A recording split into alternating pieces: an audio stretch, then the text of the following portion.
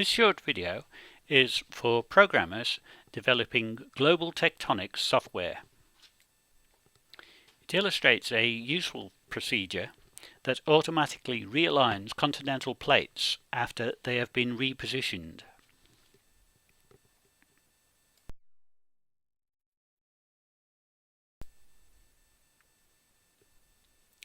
Here is some global tectonic data overlain on top of Google Earth.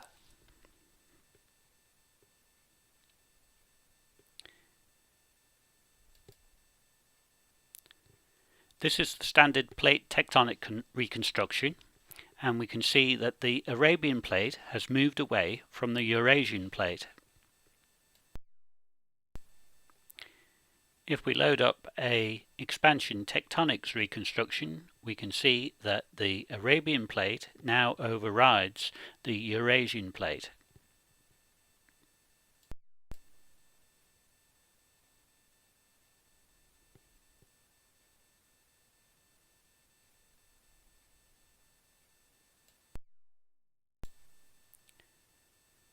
The Eurasian plate and the North American plate also aren't correctly aligned anymore.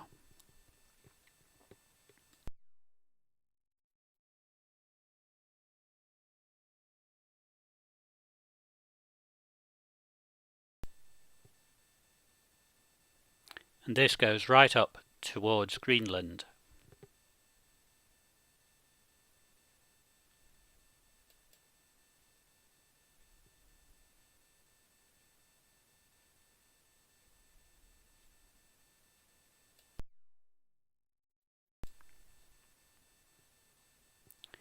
If we now open up a previously saved expansion tectonics reconstruction where this error has been removed, so now the Eurasian plate and the North American plate align better.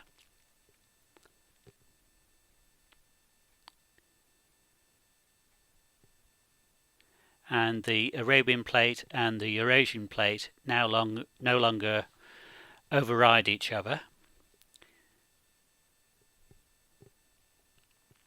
We can see we now have an error developing between the African and the South American plate.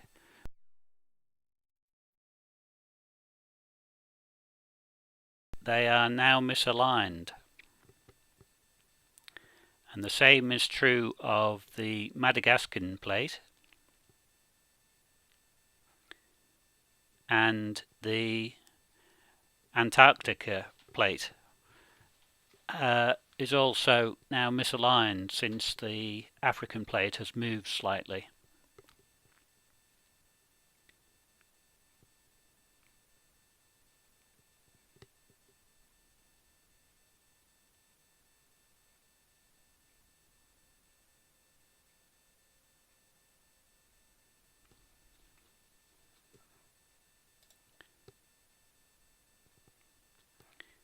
If we look at the main program in which the same data has been displayed, we can see the same problem displayed here. This is the African and North American plate, and we can see the South American plate as misaligned with the African plate.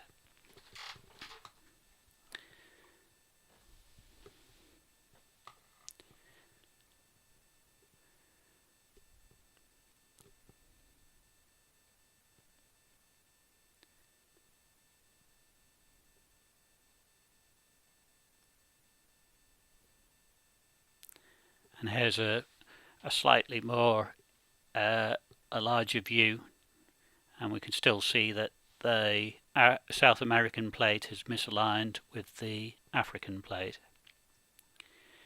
If we choose auto fit, and obviously we want to fit to the African plate, and the plate to fit is the South American plate.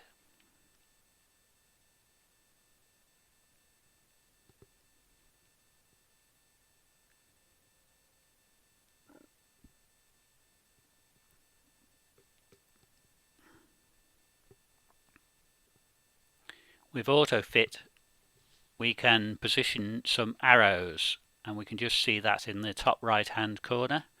There's an arrow, and then we can position another arrow further down, and these arrows are attached to the African plate, and we will position some more arrows that are connected to the South American plate. And if we imagine these arrows as connected by rubber bands, they will try and pull each other together, so reposition the plates.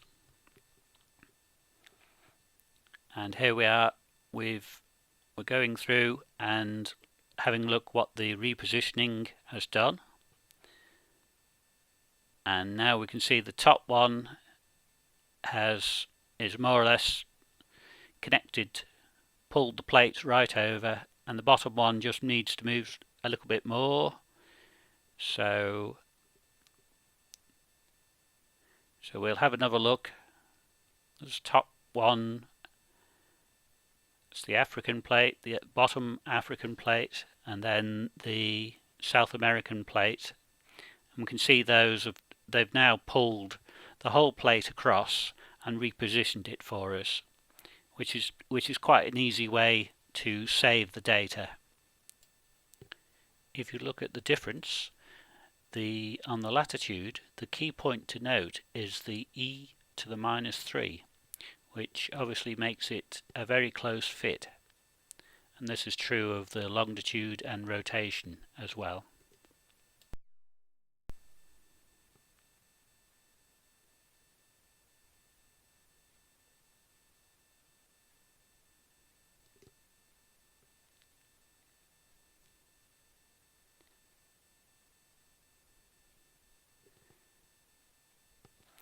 If we now have a look at some of the other plates which need to be repositioned again after moving the African plate around, Madagascar needs to be repositioned. So again, choosing auto fit, we can choose the African plate and we can fit the Madagascan plate to it using data that's been saved before. So these two are the African plate data and then the Madagascan plate data. So we now ask it to try and fit those back together, and it fits them back together quite quickly. If we look at the difference is it's quite close.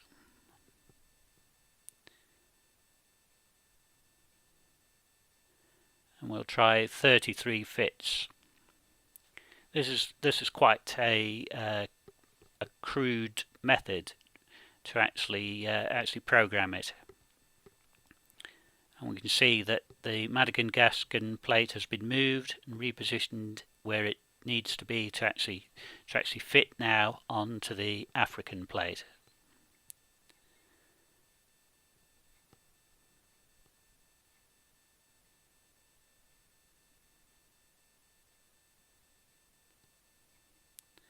If we now go and have a look back up, and we'll have a look at some more fits that we need to do. The African and the East Antarctica plate. We can load the previous data in for that. Again, we've saved this data previously, so we've got the African plate data and then the East Antarctica plate, and it will actually try and fit this. The program usually struggles with these positions.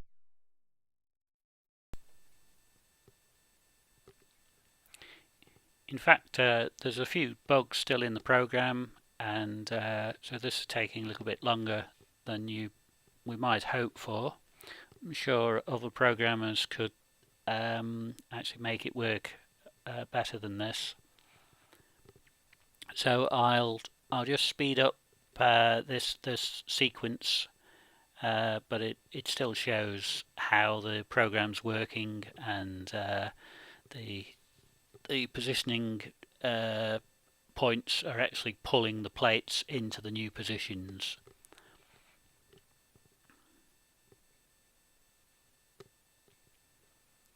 I'm still working on East Antarctica here.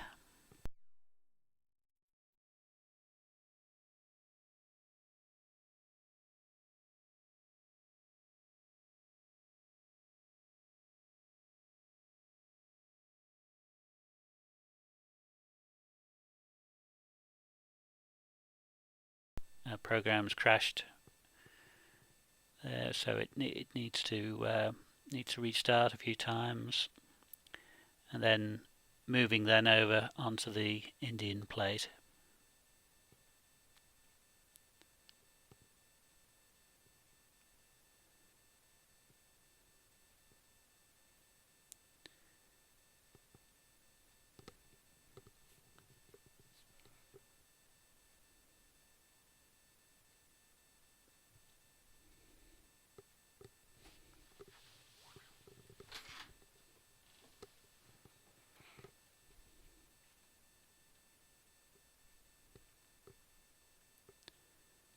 That's it, still not in position, still not quite correct in position, so just moving it again to correct it, pull it over.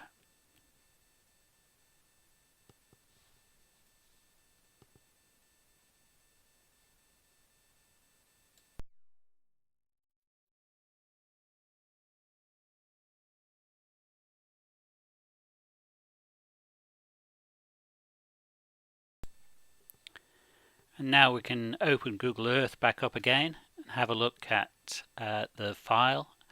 And if you remember, the African and the South American plate didn't fit together very well, and there's a little bit of a gap there. And also Madagascar and also East Antarctican plate didn't fit to the African plate. So if we now open up the Google Earth again with the new positions and overlay the global tectonic data onto the Google Earth map, we can see that now the African and the South American plate are in the correct positions and fitting together quite nicely. Madagascar is in the right position, and East Antarctica is in the right position.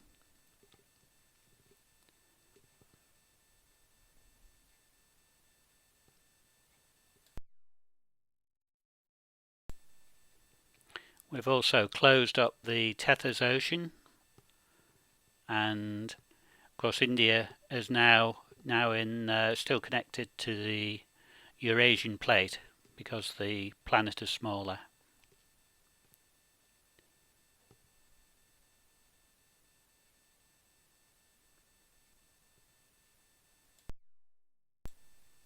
If we now flick into the normal plate tectonic reconstruction, we can see that they have moved apart, even though the rest of the plate, the reconstructions are all joined in the correct place. So the only place that actually closes up is around the Tethys Ocean between the Eurasian plate and the Indian plate.